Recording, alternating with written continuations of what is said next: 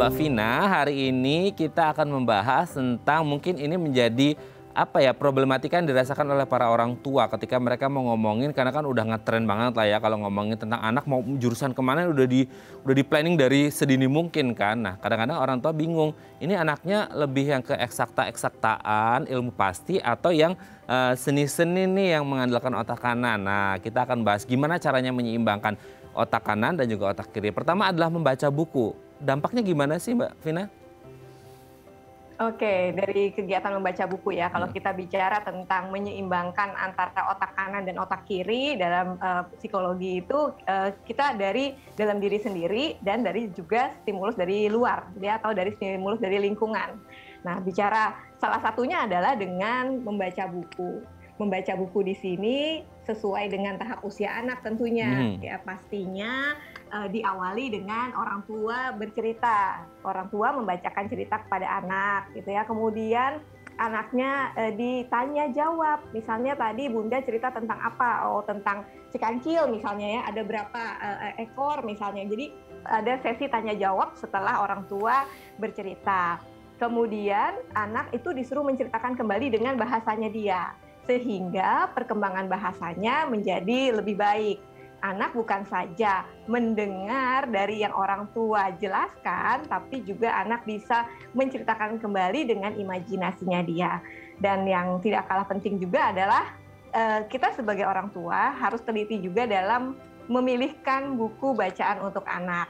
Pasti sesuai dengan usianya, sehingga kalau kita misalnya bicara anak 3 tahun ya, 3 tahun, 2-3 tahun senang pegang-pegang buku, berikanlah buku-buku yang dari kain, ada buku dari kain yang tidak mudah robek. Kemudian nanti bertahap ketika usianya makin bertambah, mungkin 3,5 tahun gitu ya, berikanlah buku yang teksturnya tebal sehingga tidak mudah dirobek. Jadi ada buku-buku dari kain yang bisa dipencet-pencet bunyi, kemudian ada lagi buku yang agak tebal, kemudian sampai ketika dia masuk ke taman kanak-kanak, berikanlah buku yang sudah ada gambar dan ada tulisan secara sederhana gitu ya. Jadi tulisannya besar-besar, gambarnya besar-besar, sehingga anak mudah untuk melihat dan mengingat apa yang sudah dia lihat.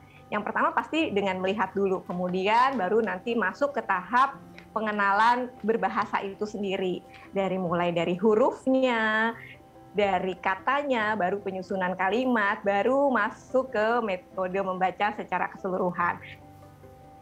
Sehingga dengan demikian ketika kita memberikan secara bertahap kepada anak, maka anak akan lebih mudah untuk menerima dan mencernanya, dan kemudian hari dia akan lebih bisa untuk lebih cepat untuk mengikuti kegiatan membaca itu sendiri. Oke, ini sangat luar biasa detail sekali Mbak Vina menjelaskan efek dari membaca buku gitu ya bagi keseimbangan kerja antara otak kanan dan juga kiri. Selanjutnya setelah membaca buku nih Mbak Vina adalah berhitung dengan alat peraga dan optimalisasi panca indera. Ini maksudnya gimana nih Mbak Vina? Oke. Yang namanya metode belajar itu tidak selalu harus konsep di dalam kelas, atau tidak selalu dengan konsep meja dan kursi dengan duduk rapi gitu ya. Tapi sebetulnya mengajarkan kegiatan berhitung itu juga kita bisa melibatkan alam sekitar gitu. Nah, apa nih yang bisa digali oleh orang tua selain misalnya mengajarkan anak dengan kertas dan pensil belajar berhitung? Sebetulnya kita bisa juga mengajak anak pergi ke halaman rumah, misalkan petik 5 daun gitu ya, atau ambil 5 daun yang jatuh di halaman. Kemudian dari 5 daun tersebut misalnya orang tua bilang ambil lagi 2 daun yang berwarna hijau, tadi ambil yang berwarna coklat misalnya ya, kemudian ditambahkan di situ. Jadi 5 daun tambah 2 daun jadi berapa nak? Nah itu yang kita sebut dengan alat peraga. Jadi kreatiflah dalam menemukan alat-alat peraga yang ada di alam sekitar, sehingga orang tua tidak perlu terlalu repot dalam mencari atau menemukan alat peraga. Jadi dia bisa melalui alam sekitar. Seperti itu Mas. Oke, dengan alat peraga dan optimalisasi panca indera. Oke, Mbak Vina, ini yang selanjutnya juga yang tidak kalah menarik nih, ngomongin seputar seni. Wah, ini kalau ngomongin seni ya pasti kita pikirnya seniman gitu. Nah, apakah seni ini juga ada efeknya? Kan kalau kita sebagai orang umum kan pikirnya, kalau seni ini hubungannya dengan otak kanan nih, gimana nih Mbak Vina? Oke, bicara tentang seni itu memang sangat berkaitan dengan perkembangan otak kiri dan otak kanan anak. Kenapa?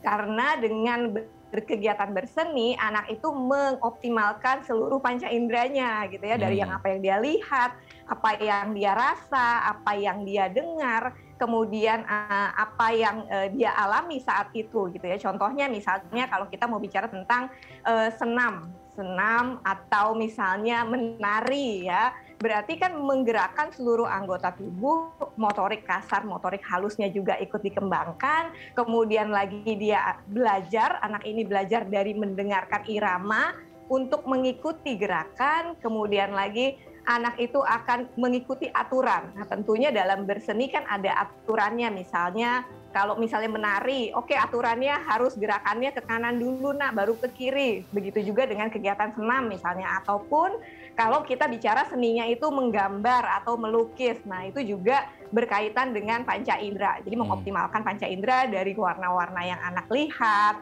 dari tekstur yang dia rasakan gitu ya. Misalkan dia meronce gitu, berarti kan mengoptimalkan motorik halusnya si anak ini, meronce, kemudian juga membuat manik-manik, membuat kalung. Nah, itu semua berkesenian. Artinya kita mengoptimalkan kemampuan anak dari apa yang dia lihat, dia dengar, dia rasa, dan dipadukan juga dengan gerakan-gerakan yang dia lakukan.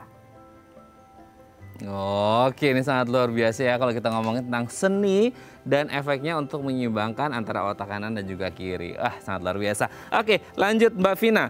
Yang selanjutnya adalah permainan puzzle. Nah, kayaknya kalau kita ngomongin kinerja otak kanan kiri, puzzle ini kayaknya udah umum banget nih. Kenapa akhirnya puzzle ini menjadi permainan yang paling populer kalau kita ngomongin tentang antara menyeimbangkan otak kanan dan kiri ini, Mbak Vina? Iya, dengan puzzle anak itu bisa semakin berkembang otak kanan dan otak kirinya karena puzzle berbentuk-bentuk sehingga anak harus berpikir bagaimana cara dia menyatukan bentuk tersebut.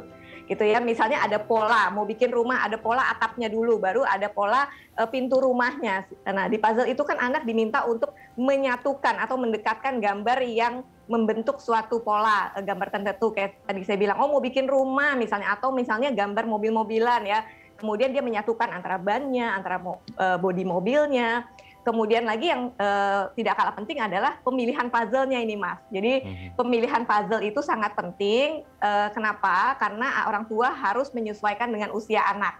Contohnya misalkan usia anaknya tadi ya masih di bawah 5 tahun.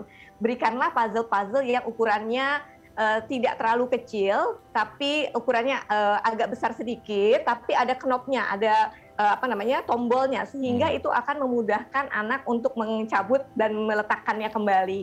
Kemudian selain puzzle yang hampir serupa juga dengan permainan balok-balokannya, di mana anak bisa menyusun atau bisa menderet-deret atau bisa menyusun, membuat rumah, membuat menara.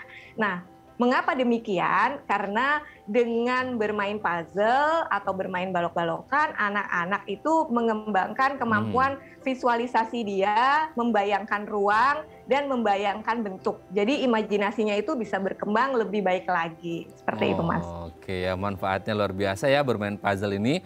Yang simple kelihatannya, tapi ternyata dampaknya sangat luar biasa. Oke, yang terakhir Mbak Vina. Hidup rapi dan disiplin. Nah, ini dampaknya kan kita pikir hidup rapi dan disiplin ya hanya untuk habit aja gitu. Tapi ternyata ada dampaknya juga ke kinerja otak kanan dan kiri. Ini gimana Mbak Vina? Oke, hidup rapi dan disiplin berkaitan dengan keteraturan. Ya, keteraturan itu berkaitan dengan bagaimana cara otak bekerja, tentang kerapihan, misalnya menata mainan, menata buku. Kemudian selain itu olahraga teratur gitu ya, membentuk habit, membentuk jadwal keteraturan itu juga termasuk dalam bentuk kerapihan dan keteraturan. Selain itu juga anak diajarkan untuk bersosialisasi, berhubungan dengan orang lain. Itu juga bentuk-bentuk kerapihan dan keteraturan. Misalkan, setiap pagi ke sekolah, ketemu ibu guru, ucapkan selamat pagi gitu ya, dan kamu salam. Itu kan juga bentuk-bentuk pembentukan perilaku di mana anak memiliki keteraturan dari perilaku yang sudah dia lakukan setiap hari. Yang berikutnya adalah bagaimana anak ini harus tahu tata letak ataupun urutan-urutan. Misalnya kalau dia merapihkan pakaian gitu ya. Nah, urutannya bentuknya atau susunannya sama seperti tadi, merapihkan buku, merapihkan mainan, itu juga meningkatkan kemampuan menyeimbangkan otak kiri dan otak kanan anak. Wah, sangat luar biasa ya. Jadi hal-hal yang mungkin selama ini tidak kita sadari ternyata dampaknya sangat luar biasa. Salah satunya adalah hidup rapi dan disiplin. Selain habit juga keteraturan, ini juga bisa berpengaruh pada otak kanan dan kiri. Terima kasih Mbak Vina, MPSI psikolog dari Prima Dita Consulting sudah berbagi. Ini mencerahkan hari Senin kita, terutama untuk ayah bunda semuanya ya, yang sedang berpikir anaknya mau diapain dalam tanda kutip gitu ya. Terima kasih Mbak Vina, sehat selalu. Salam untuk keluarga di rumah dan teman-teman di Prima Dita Consulting. Selamat pagi, assalamualaikum Mbak Vina.